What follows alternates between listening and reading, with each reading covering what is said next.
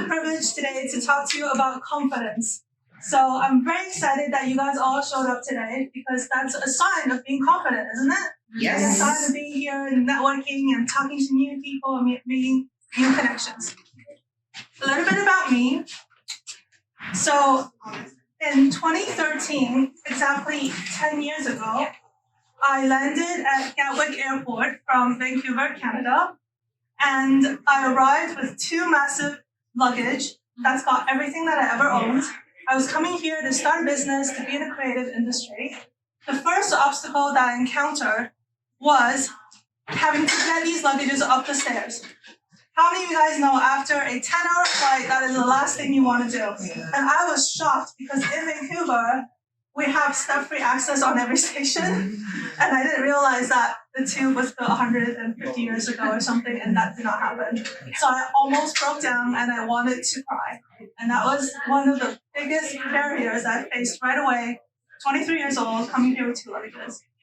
But what are you going to do? You have to pick yourself back up, isn't it? You have to keep going when there's obstacles. And there were, of course, friendly strangers that were willing to help on some of the stairs. But then I learned very quickly that it's not going to be all rosy moving to London and it's going to be this wonderful, brilliant new thing. How did I get there? I was born in China, and I grew up in Vancouver, studied art and design. I moved here because I wanted to be a creative and be an entrepreneur. I started working for a tech company right after I landed in London for a couple of years. And after that, I decided actually probably better to just start my business. So in 2016, I started Oval Branding. We are a branding, marketing, and PR agency, most focused on tech, financial services, Web3, and various other industries. Technology is something I'm very passionate about. I've met a few people who are in tech already, so very excited to meet you. One of our specialties is I do cross-border branding between China and the West, as well as I help personal branding with executives to help build up the brands. We have the privilege of having clients like the UK Cabinet Office, Financial Times, of course, doing speaking stuff for NatWest and various other brands. So if you need any branding support, let me know. Back to confidence. There are 3 dimensions of confidence. This is something that I've come up with, helps me think about how to reframe my network. First of all is the internal side. So knowing your self-worth. Work is so important to me, and I'm sure it's very important to a lot of you, but work doesn't make up 100% of our lives. A lot of our self-worth comes from other aspects of relationships and family and hobbies and other self-actualization activities. And one of the things that paralyzes me a lot of times is the imposter syndrome. So a report has shown that up to 82% of people have felt imposter syndrome. How many of you guys know what imposter syndrome is? Almost everyone does. How many of you guys have felt that once in your lifetime before? That is about right, almost everyone. And especially women, and especially people of minority ethnicity, feel that sometimes that they don't fit into a room.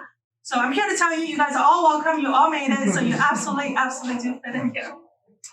And the last thing that I've learned is how to find your unfair advantage. Quickly back to the theme. So equality for International Women's Day is about giving everybody the same resources. And equity is looking at what people need and giving them a resource that matches them. However, this is the world that we live in, isn't it? That some people get loads of resources and there are people that are not going to get any at all. We're trying to move as far towards the liberation side as possible, but we're still stuck here. So we can't change the system on our own. We can try, but as an individual, say if I'm that person here, all I can say right now is, look, maybe this person could have really, really great opportunities if they're at an activity that a short person is needed. Isn't it? So this person can think about what kind of things they can be doing right now, what kind of advantages they have to pick themselves back up. Of course, that doesn't negate the systems needing to change and needing us to move towards that direction. But on an individual level, I think it's really useful to think about what is your unfair advantage.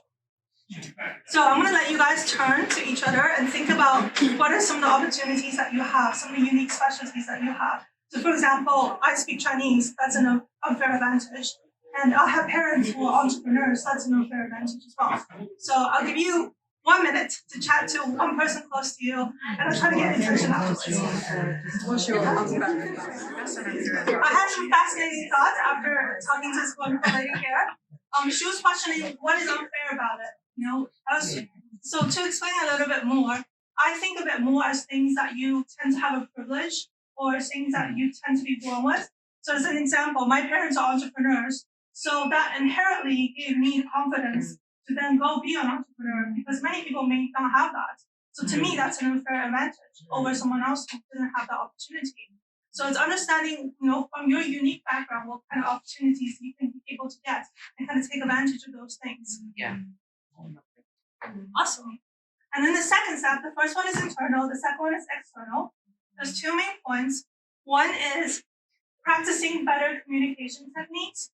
I don't believe in somebody is confident and they're always going to be confident, or somebody who's unconfident and is never going to be confident again. So I think it's about practicing. If it's your speaking skills, is it public speaking, is it email communication, is it business writing, whatever it is, it's practicing the skill sets. And also, it's being confident online. In today's world, we always Google each other before we meet up in real person now. So why important to build your online profile? So for example, if you Google my name, you can see my personal website, you can see some pictures on Google Images. And LinkedIn profile will be also filled out as well. So that gives you a confident front, right? Even if sometimes I'm like at home feeling shy or feeling not that great about myself, but I know my online profile is going to be working for me 24/7.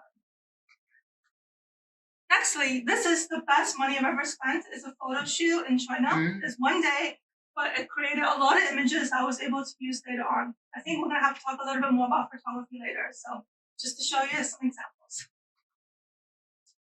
I also do personal branding cases with clients. I started a personal branding course. This is just, if you're interested, you can go check it out. It's ovalbranding.com/course.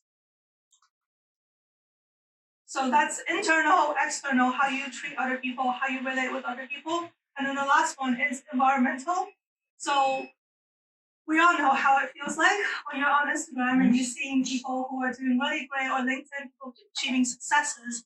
But let's try to eliminate as much comparison as possible. Because really, like I said, everyone has a different start.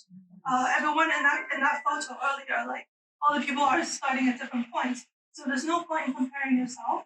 And one of the great ways of doing that is look at how you're, what kind of content are you consuming on a daily basis? Is it going to foster a sense of like you're not being good enough? Because I certainly get that quite a lot. So I try to work on my content, curate it, so I'm not comparing myself with other people. And then lastly, is surrounding yourself with the right people, cheerleaders, right? People who are going to talk to you, who are going to support you, who are going to cheer you on when you have those doubts and when you're feeling not confident enough. And those are the kind of the three main ways I think about personal confidence. So the question next is, which of the three dimensions do you think you want to work on? Is it internal, thinking about your own self-worth, working on your internals, external, like practicing different techniques and also building your personal brand, or environmental, right? Building that good network, building that good content around you. So I'm going to have you guys chat about it for a few minutes now. You're going to need to do all three. That's good. Oh, thank you so much. Cool. Thank you. And this is my email if you guys have any questions. I'm also happy to chat about your personal brands, helping build up your online presence, and if you need branding support for your companies, also in touch. Thank you. I'm Kaitlin. Thank you.